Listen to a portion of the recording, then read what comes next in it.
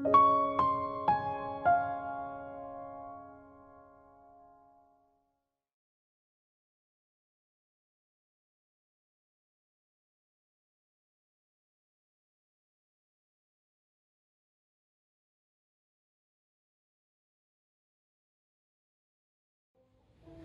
সমাজে মেয়েদের ছোটবেলায় বিয়ে দিয়ে দেয়া হতো সেখানে তার পুরুষ সঙ্গীটির বয়স হতো অনেক বেশি, তাই স্বাভাবিকভাবে সেই মেয়েটির যে শারীরিক এবং মানসিক চাহিদা, সেই চাহিদা সে তো সবসময় তার দাম্পত্যের মধ্যে খুঁজে পেত না।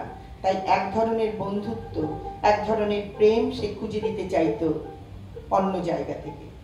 তাকে আমরা পরকীয়া বলবো কিনা সেটা একটা প্রশ্ন আমাদের কাছে। আর দ্বিতীয়ত দেখা যায় বিশেষ করে এই উত্তরবঙ্গের কোচবিহার, জলপাইগুড়ি, গোয়ালপাড়া, আসামের গোয়ালপাড়া অঞ্চলে যেখানে কন্যাপণ আছে, যেটাকে বলে ব্যাচে খাওয়া। আমাদের যেমন বরপণ, সেখানে কন্যাপণ, ব্যাচে খাওয়া বলে।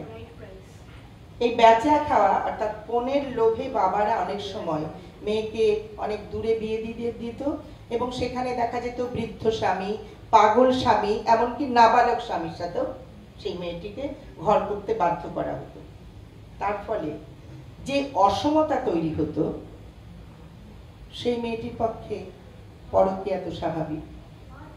তো দুঃখের বিষয় যে বরপণ বা কন্যাপণ উভয় ক্ষেত্রেই সমাজ অসম বিবাহের অর্থাৎ বৃদ্ধ, পাগল, নাবালক ইত্যাদি সমস্ত কিছুকে সমাজ স্বীকৃতি দিয়েছে এবং দুটো ক্ষেত্রেই কিন্তু মেয়েরাই শোষণের শিকার, অর্থাৎ বরপণ এবং কন্যাপণ সর্বত্রই মেয়েরাই কমোডিটি। তবে এটাও বলা দরকার যে আমাদের বাংলা এবং আসামে বহু সমাজ আছে যেখানে কিন্তু পরকীয়া শব্দটির অস্তিত্ব নেই, কারণ সেখানে স্বামীর সঙ্গে বনিবনা না হলে মেয়েরা কিন্তু বিবাহ বিচ্ছেদ করে বেরিয়ে আসতে পারেন এবং অন্যত্র বিবাহ করতে পারেন। আমরা কেন এই যে গোয়ালপাড়াকেও কেন আমরা জুড়ে নিয়েছি, তার কারণ হচ্ছে যে 1826 সালে যখন ইয়ান্দাবুর চুক্তি হয়, সেই চুক্তির ফলে আসাম রাজ্য ইস্ট ইন্ডিয়া কোম্পানির অন্তর্ভুক্ত হয়েছিল এবং তার কিছুদিন পরই আবার আসাম রাজ্যকে রাজশাহীর সঙ্গে যুক্ত করা হলো। আর 1875 সালে গোয়ালপাড়া এবং গারো পাহাড়ের কিছু অংশ নিয়ে আসামকে স্বতন্ত্র প্রদেশে মর্যাদা দেওয়া হলো। গোয়ালপাড়া যেহেতু একসময় বাংলার সঙ্গে ছিল এবং তার সংস্কৃতি, তার সঙ্গীত সমস্ত কিছুই বাংলারই, এই বাংলারই, বিশেষ করে কোচবিহার, জলপাইগুড়ি অ্যাডজাসেন্ট বলে সেই সংস্কৃতির সাথে তাদের মিল আছে। সেখানকার রাজবংশী যারা, তাদের গান, তাদের সমস্ত কৃষ্টি সংস্কৃতি। এখন ফলে সেখানে পরকীয়া নিয়ে সমাজ কিন্তু মাথা ঘামায় না। এই সেখানে যেই মেয়েরা যাচ্ছে, মেয়েরা অন্য একজনকে বিয়ে করছে, হয়তো বিধবা মেয়েটি বা স্বামীকে ছেড়ে এসেছে, সেই প্রথাকে বলা হয় কাইন প্রথা। সুতরাং সেখানে পরকীয়ার প্রয়োজন হতো না। কিন্তু এটাও ঠিক যে সেক্ষেত্রে কিন্তু যে তারা যে অত্যাচারের হাত থেকে রক্ষা পেত তা কিন্তু নয়। তারা অন্ন, বস্ত্র, বাসস্থানের জন্য এই কাইন প্রথাকে স্বীকার করে নিত, আরেকজন স্বামীর কাছে যেত, কিন্তু সেখানেও কিন্তু তাদের প্রতি অত্যাচার নেমে আসতো। এবার আমরা গানে যাই। আমরা প্রথম বলবো যে অর্থাৎ মেয়েদের অবস্থানটা কেমন ছিল, পুরুষ কেমন ভাবে মেয়েদের দেখত, সেই রকম দুটো তিনটে গান করে তারপরে আমরা পরকীয়ায় যাব। প্রথম গান গোয়ালপাড়া অঞ্চলের চটকা মেয়েলি গান, ময়না তুই কলকির ওপর আগুন তোর ময়না। একটি বালিকা, কিশোরী মেয়ে, বাড়ির পুরুষরা তাকে বলছে, শাড়ি পরেছে মেয়েটি, শাড়ি পরে তোকে খুব ভালো লাগছে, আমার কলকাতে একটু আগুন দিয়ে। অর্থাৎ সেই মেয়েটিকে কিন্তু সে কাজের জন্য ব্যবহার করছে, তোকে ভালো লাগছে, তোকে রাজার ছেলে এসে নিয়ে যাবে, তোকে কানাইয়ায় নিয়ে যাবে, ইত্যাদি ইত্যাদি করে তাকে প্যাম্পার করে, অর্থাৎ বলা হচ্ছে যে আমার কলকাতে একটু আগুন দিয়ে দাও। অর্থাৎ মেয়েটিরই কাজ হচ্ছে সেই পুরুষের কলকাতে আগুন দিয়ে দেওয়া।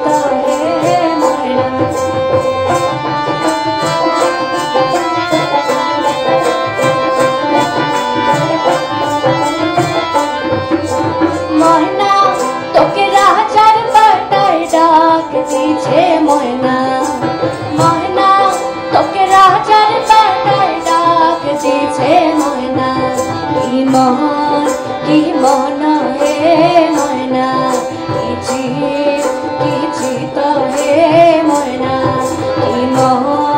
কি মন হে ময়না কিছি কিছি তো হে ময়না ময়না তোকে সাহুদের বাটায় ডাক দিছে ময়না ময়না তোকে সাহুদের বাটায় ডাক দিছে ময়না কি মন হে ময়না কিছি কিছি তো হে ময়না কি মন হে ময়না কিছি কিছি তো হে ময়না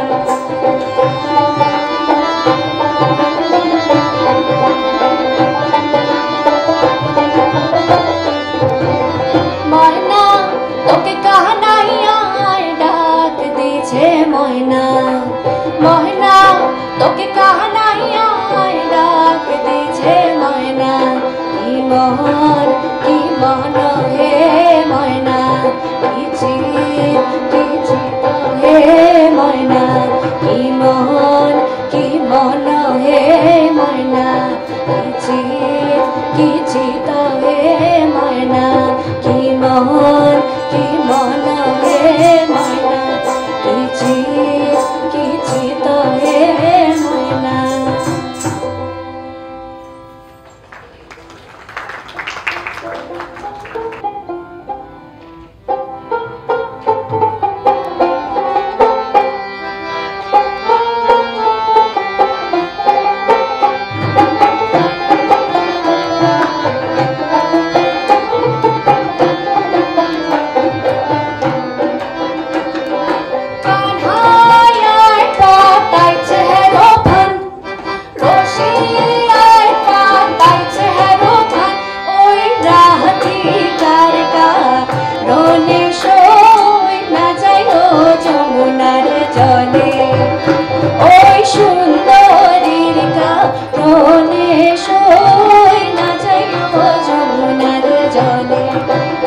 তোমরা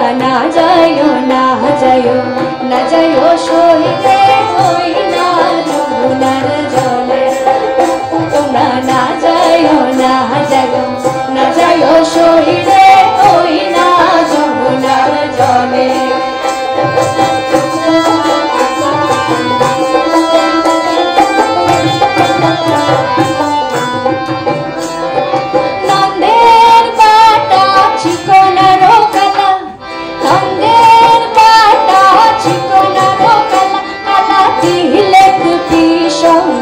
জলাশয় না যাইও যমুনার জলে কালা তিলক বিষম জলাশয় না যাইও যমুনার জলে তোমরা না যাইও সইলে ওই না যমুনার জলে তোমরা না যাইও সইলে ওই না যমুনার জলে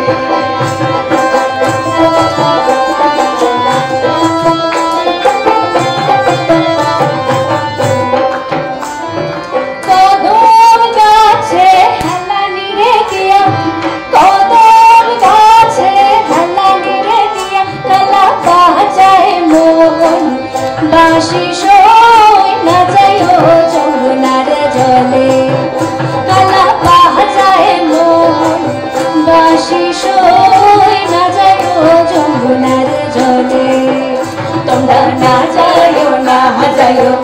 যাইও সইলে ওই না যমুনার জলে তোমরা না যাইও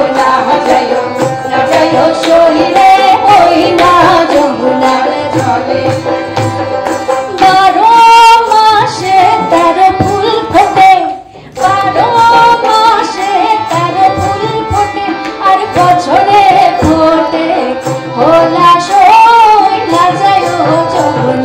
জলে আর বছরে ফোটে ভোলা সই না যাইও যমুনার জলে তোমরা না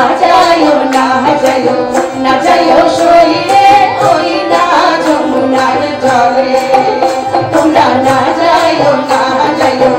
যাইও সইলে ওই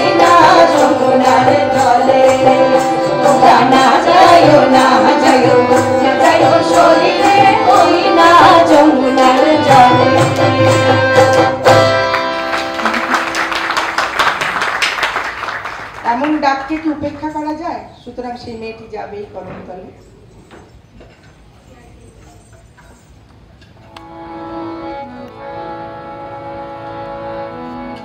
এবার আমি পাশাপাশি দুটো গান গাইব, একই সুর, গোয়ালপাড়া অঞ্চলের গান। অর্থাৎ কৃষ্ণ ডাকছে হিন্দু মেয়েদের এবং মুসলমান মেয়েদের, দুটো আলাদা আলাদা গান। কৃষ্ণ ডাকছে, সুতরাং জলের ঘাটে তাকে যেতেই হবে, কিন্তু কলসিতে জল ভরাই আছে। এবার সে কিভাবে যাবে? জলটা ফেলে দিয়ে বাড়ির লোকে দেখাতে হবে যে না, জল নেই, শূন্য কলসি নিয়ে যাবে।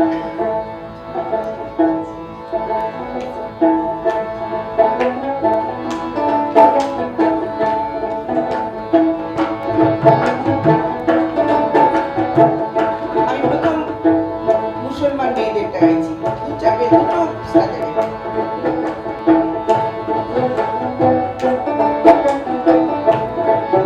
আরে কলসিতে নাই মোর পানি রে, আরে কলসিতে নাই মোর পানি রে, কলসির পানি পানিয়ার ঢালিয়া কলসির ফুল মোর ঢালি রে, কলসির পানি পানিয়ার ঢালিয়া কলসির ফুল মোর ঢালি রে, আরে কলসিতে নাই মোর পানি রে, আরে কলসিতে নাই মোর পানি রে, সেই না কলসি ধরিয়া আই ঘর ধরিয়ার মাঝে রে, আরে কলসিতে নাই মোর পানি রে, আরে কলসিতে নাই মোর পানি রে, ঘরে যাচ্ছে আমার নাম কান্দিয়া কইরা তুলো রে, কলসিতে নাই মোর পানি রে, ঘরে আছে আমার নাম কান্দিয়া কইরা তুলো রে, আরে কলসিতে নাই মোর পানি রে, আরে কলসিতে নাই মোর পানি রে। আরো আছে আর হিন্দু মেয়েরা গাইছে।